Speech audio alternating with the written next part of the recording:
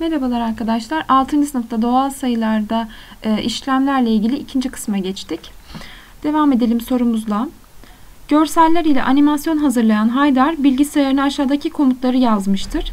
Birinci görsel ekranda 9 saniye kalacaktır. Diğer görseller ise bir önceki görselin 3 katı kadar süreyle ekranda kalacaktır. Buna göre dördüncü görselin kaç saniye ekranda kaldığı hangisiyle gösterilebilir? O zaman arkadaşlar birinci görselimiz 9 saniye ekranda kalacak. İkinci görselimiz bunun 3 katı kadar. Yani 9 nedir bizim için? 3 çarpı 3. Bunun bir daha 3 katını alırsak 3 çarpı 3 çarpı 3. Üçüncü görselimiz 3 çarpı 3 çarpı 3. Bir de bunun üstüne bir daha çarpıyoruz. Dördüncü görselimiz 3 çarpı 3 çarpı 3 çarpı 3. En son bunun üstüne bir daha 3 ile çarpıyoruz. O zaman buradaki gördüğümüz 2, 4, 5 tane 3'ün çarpımı 3 üzeri 5'tir. En son bize dördüncü görseli sorduğu için cevabımız D seçeneği. İkinci sorumuzda A ve B olduğuna göre A artı B işleminin sonucunun sondan kaç basamağında 0 rakamı var? A sayımızı bakalım. 10 üzeri 19 tane çarptığı için 10 üzeri 19 diyoruz. B sayımız gördüğünüz gibi 100'ü 6 tane yan yana çarpmış. 100'ün 6 tane çarpımı. 100 üzeri 6. Bunu da 100'ü 10'un kuvveti şeklinde yazacak olursak 10'un karesi üzeri 6, yani aslında 10'un 12. kuvveti. 10'un değil 100'ün olduğunu farkına varmamız lazım burada. Ve bize bunların toplamını elde edelim. İlk önce 10 üzeri 12'yi bir yazalım arkadaşlar. Başa 1'i yazıyorum. 12 tane 0 var bildiğiniz gibi. 3, 6, 9, 12. Ve diğerinde de 19 tane 0 var arkadaşlar. 12 tane 0 şöyle atalım.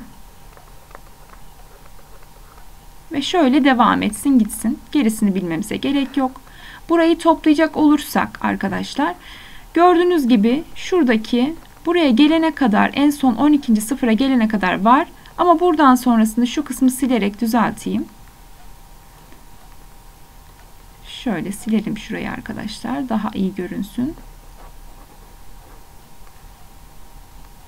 Bu kısımda arkadaşlar 12 tane sıfırımız olana kadar geldik. En son 1 artı 0 1. Bize diyor ki şu kısım zaten bizim için önemli değil. Çünkü sondan kaç basamağında 0 rakamı var diyor. Sondaki basamaklarımız burası olduğu için 12 tane sıfırımız var. C seçeneği.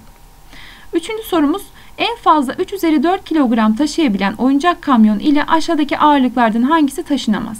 Arkadaşlar 3 üzeri 4 3 çarpı 3 çarpı 3 çarpı 3'tür. Yani 81. Aşağıya bakıyorum. 4'ün küpü 4 çarpı 4 çarpı 4 olduğu için arkadaşlar 64. 81 kilogramı taşıyan 64'ü de taşır. Bu olur. 9'un karesi 9 çarpı 9. Yani 2 tane 9'un çarpımı. Bu da 81. Bu zaten taşıyabilir. 2 üzeri 6 2 çarpı 2 çarpı 2 çarpı 2 çarpı 2 çarpı 2, yani 6 tane 2'yi çarptık arkadaşlar. Yani 64. Bu da taşıyabilir. 2 üzeri 7, buna bir tane daha 2 eklersek arkadaşlar 64'ü de 2 ile çarpıyoruz. Yani 128. Zaten 81 kilogramı en fazla taşıyorsa 128'i taşıyamaz. Cevabımız D seçeneği. Yukarıdaki karşılaştırmanın doğru olabilmesi için A doğal sayısının en küçük değerini sormuş bize. A'ya eşittir 1 dersek arkadaşlar 2 üzeri 1 büyüktür 10 olur mu? Yani 2 üzeri 1 2'dir. 2 10'dan büyük olur mu? Olmaz. A'ya biz 2 dersek 2 üzeri 2 yani 4. 4 10'dan büyük olur mu? Hayır. A'ya eğer 3 dersek 2 üzeri 3 8'dir. Bu da 10'dan büyük olmaz. Bu da yanlış. A'ya 4 dersek eğer 2 üzeri 4 eşittir 16'dır. A'dan 10'dan büyük olur arkadaşlar 4 verdiğimizde. O yüzden en küçük değerimiz 4'tür. Olduğuna göre A doğal sayısı aşağıdakilerden hangisidir? 10 üzeri arkadaşlar A diyeceğiz. Neden? Çünkü 10'u A tane çarpıyorsa biz 10 üzeri A deriz. A sayımız bu. Ve biz A'dan 1 çıkartıyormuşuz. Yani 10 üzeri A sayısından 1 çıkartınca 9, 9, 9 diye ilerleyen 14 tane 9'u olan bir sayı geliyor. Yani biz zaten şöyle yapıyorduk.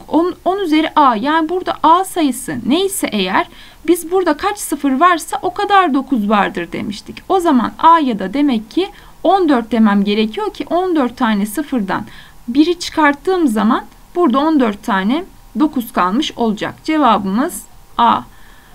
A 14'tür. B seçeneği. Arkadaşlar burada da bu dersimizi bitirelim. Diğer dersimizde görüşmek üzere.